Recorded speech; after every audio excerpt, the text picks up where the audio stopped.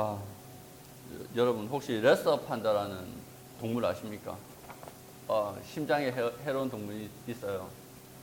심장에 레서 판다 아세요? 레서 판다가 적을 만났을 때 어떻게 행동하는지 아십니까? 너무 깜찍하죠. 심장 폭행 당할 정도로 너무너무 깜찍합니다.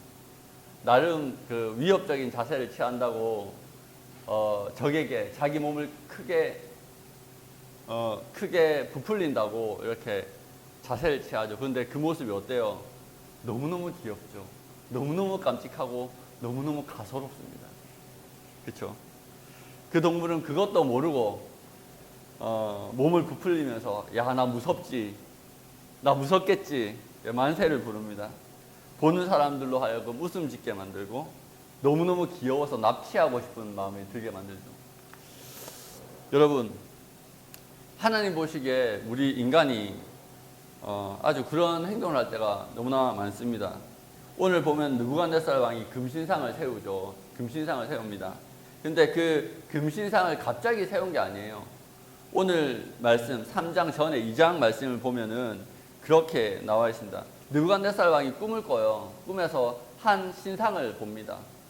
어떤 신상이냐면 그 우상의 머리는 순금으로 되어 있고 가슴과 두 팔은 은이고 배와 넓적 다리는 노시고 그 종아리는 쇠고 그 발의 얼마는 쇠고 얼마는 흙으로 뭉쳐있는 그런 큰 신상을 보죠.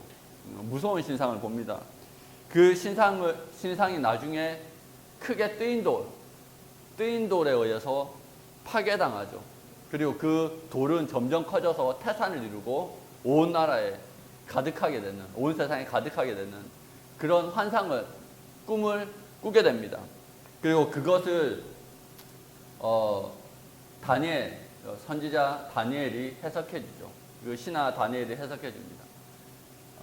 이 신상은 무엇을 의미합니까? 이 꿈에서 본 신상은 앞으로 일어날 수많은 제국들을 의미합니다. 근데 그 수많은 강력한 제국들이 나중에 뜨인 돌, 예수 그리스도에 의해서 파괴되고 오직 하나님의 나라만 영원히 설 것이다라는 그런 이야기를 하면서 왕이시여 당신 하나님 앞에 겸손해야 됩니다. 이렇게 다니엘이 조언을 해줍니다. 그 말을 들었어요.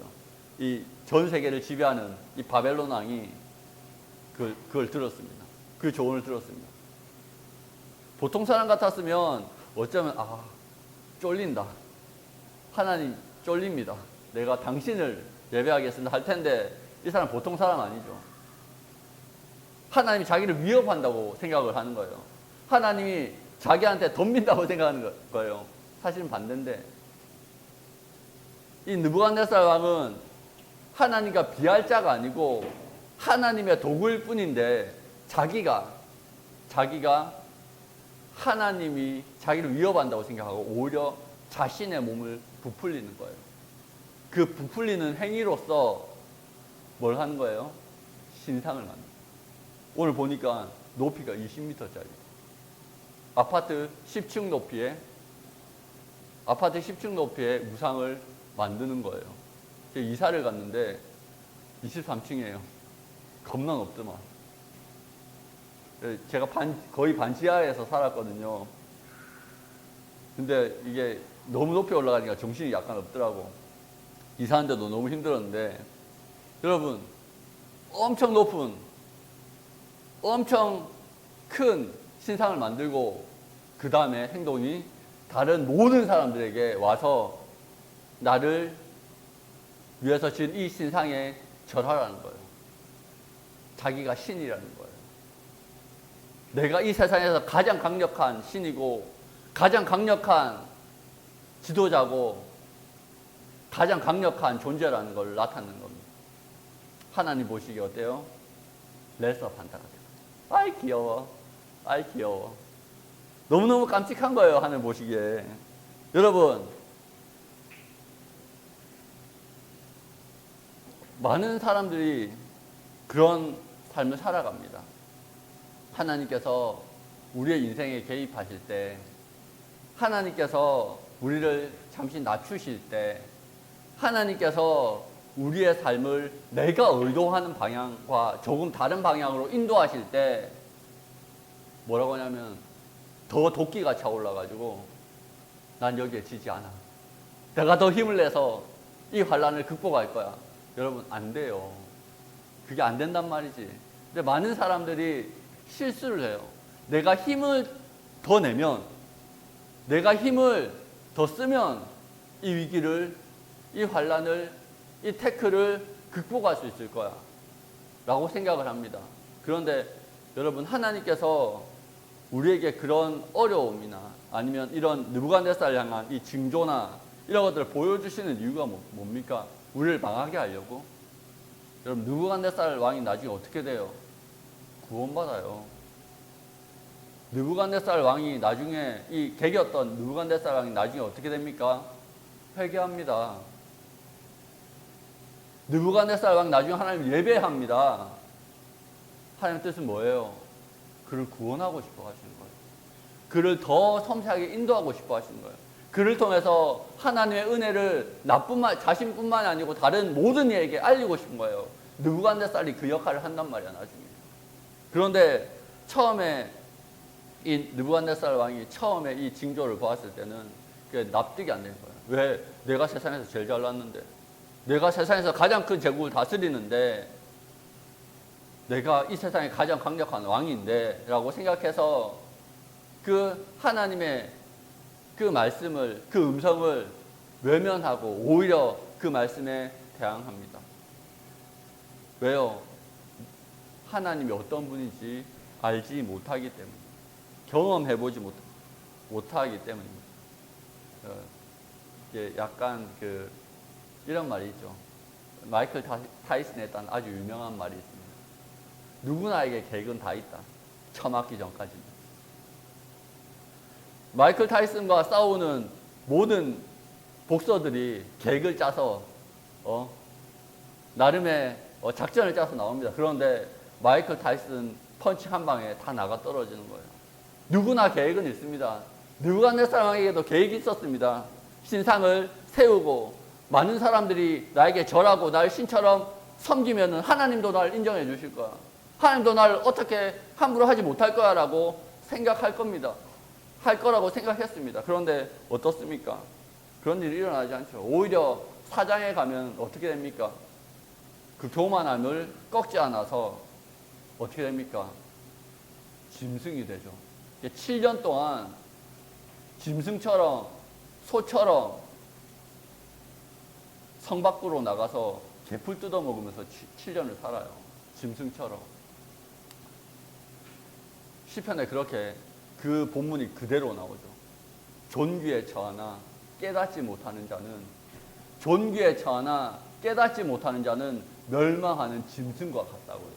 여러분, 우리가 어떤 존재인지, 우리는 하나님의 형상이에요. 자기의 형상을 세우는 자가 아니고요, 우리 존재 자체가요 하나님의 형상이라고요. 우리가 하나님의 통로가 되어서 우리가 살아가는 모든 장소에서 하나님의 영광을 드러내는 존재라고요. 자기의 영광을 드러내는 존재가 아니고. 그렇게 살아가야 되는데 우리가 어떤 존재인지 까먹고 우리가 우리의 능력을 과신하고 했을 때 결국 어떻게 됩니까? 다른 사람과 나를 차별하고, 내가 좀 다른 사람보다 높아지면, 환경이 나아지고 사회적으로 성공하면 교만해져서 다른 사람을 멸시하고, 아니면 내가 사회적으로 위축되고 사회적으로 실패해서 그런 환경이 나빠지면 어떻게 됩니까? 열등감에 빠져요. 열등감과 교만은요 쌍둥이야, 쌍둥이. 동전의 양면과 같아요. 무엇을 떠난 사람에게, 하나님을 떠난 사람에게, 여러분, 하나님의 형상으로서 우리의 존재 자체가 존귀한 거예요. 여러분의 존재 자체가 존귀한 거라고. 여러분의 부귀영화와 상관없이 존귀한 존재라고요. 그런데 하나님을 떠나서, 하나님이 내 마음에 없으니까 우리는 환경에 따라서 마치 뭐 같아요? 바람에 날리는 겨와 같아서 바람이 조금만 불면 다 날아가 버리는 거예요. 다 허무해지는 거예요. 자신의 생명을 끊거나 아니면 다른 사람에게 갑질해서 다른 사람의 생명을 끊게 만들거나, 그런 잔인한 사람이 되거나 아니면 내가 못났다고 생각해서 스스로 목숨을 끊거나 그런 일들이 발생하는 이유가 뭐예요? 내가 하나님을 떠났기 때문에. 내가 어떤 존재인지 까먹었기 때문에. 내가 얼마나 하나님 앞에 레서팬더처럼 깜찍한 존재인지 까먹어서 그래요. 하나님 우리를 보시고 기뻐하신다. 우리를 창조하시고 뭐라고 하셨어요? 보기에 심히 좋았더라고 하셨어요. 여러분들 하나님 보시기에 심히 좋았더라. 그런데 그 좋은 하나님을 버리고 가가지고 하나님 말씀하실 때 아니 나는 하나님의 뜻대로 살지 않을 거야. 하나님의 계시대로 살지 않을 거야. 하나님이 나 가운데 인도하시는 길로 가지 않을 거라고 애써 외면하면서 자기를 드러내려고 했던 느부갓네살이 짐승처럼 변한 것처럼 우리의 삶도 그렇게 될 수 있다. 그런데 어떻습니까? 이 신상에 절하지 않은 사람들이 있었어요. 유명한 다니엘의 세 친구. 다니엘의 세 친구 사드락, 메삭, 아벳느고 이 세 명의 친구가 있었어요. 그 친구들은 이 금신상에 절하라고 했을 때 절하지 않았습니다. 그래서 사람들이 고발해서 왕 앞에 끌려오자 야 너희 이 신상에 절해라고 협박받았을 때 아니 우리는 하나님만 섬깁니다. 하나님이 이 풀무불에서도 우리를 구원하실 겁니다. 그리 아니하실지라도 나는 하나님만 섬기겠습니다라고 결단하고 풀무불에 들어가죠. 어떻게 됩니까? 살죠. 여러분 믿음의 사람들은요 하나님께서 끝까지 그 삶을 책임져 주십니다. 오히려 그를 붙들어서 불에 집어넣었던 그 사람들이 다 죽었어요. 그렇죠? 믿음의 사람들은요 왜 그렇게 담대할 수 있습니까? 아까 말한 것처럼 계속 제가 이야기하는 것처럼 하나님을 알기 때문입니다. 세상의 가장 강력한 권세도 비웃을 만큼 그렇게 강력하신 위대하신 거룩하신 하나님을 알기 때문입니다. 성경에 계시되어져 있는 하나님의 말씀에 계시되어져 있는 그 하나님을 기도와 예배 가운데 날마다 만나는 사람은 체험하는 사람은 모든 위기로부터 아니요 나는 이 신상에 나는 이 권력에 내 이 권위에 절하지 않겠습니다. 내가 오직 절할 분은 하나님이십니다. 담대할 수 있습니다.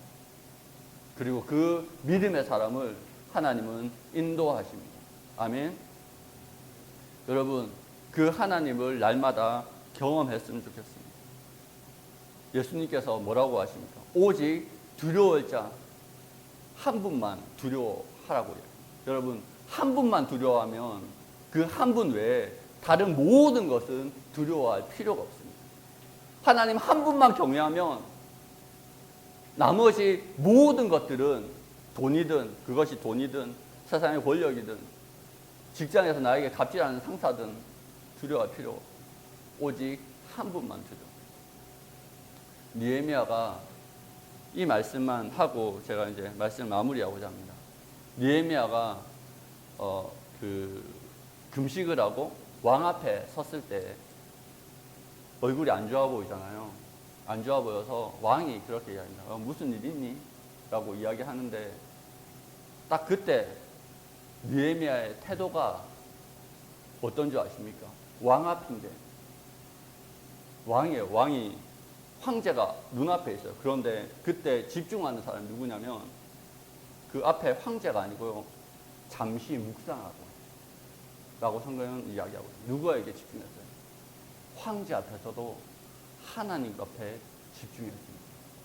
그리고 그는 자신의 이야기를 아뢰고 결국 예루살렘을 재건하는데 하나님의 통로로 쓰인 것입니다. 느헤미야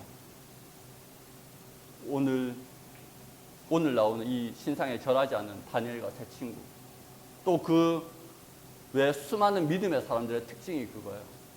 가장 우리 눈에 보기에 가장 강력한 권력 앞에서도 먼저 누구에게 집중하는 거예요? 먼저 주께 묵상하고 먼저 주께 시선을 돌리고 먼저 주께 기도하고 그 다음에 사람에게 반응하는 거예요. 여러분 그것이 여러분들을 성공으로 참된 성공으로 세상의 성공이 아니고 참된 성공으로 믿음의 길로 아멘? 오랜만이야. 믿음의 길로, 생명의 길로 인도할 줄 믿습니다. 기도하겠습니다. 하나님 아버지, 주여 은혜를 감사합니다. 주께서 우리를 사랑하시고 우리를 인도하셔서 마침내 생명의 길로, 정말로 하나님 나라로 인도하실 것을 우리가 믿고 신뢰하게 하여 주시옵소서. 아버지, 세상에 가장 강력한 권력을 가졌던 느부갓네살 왕이 하나님의 그 꿈과 환상 가운데서도 하나님을 인정하지 않고 오히려 자신의 몸을 부풀려서 하나님을 대적했던 것처럼, 그런 미련한 삶이 아니라 가장 강력한 권세 앞에서도 먼저 주께 집중하며 주님 앞에 반응하며 주께 기도하는 믿음의 사람들, 세상이 감당할 수 없는 믿음의 청년들 되게 하여 주시옵소서. 이 모든 것을 주께 맡겨오며 우리 구원하신 예수 그리스도의 이름으로 기도합니다. 아멘.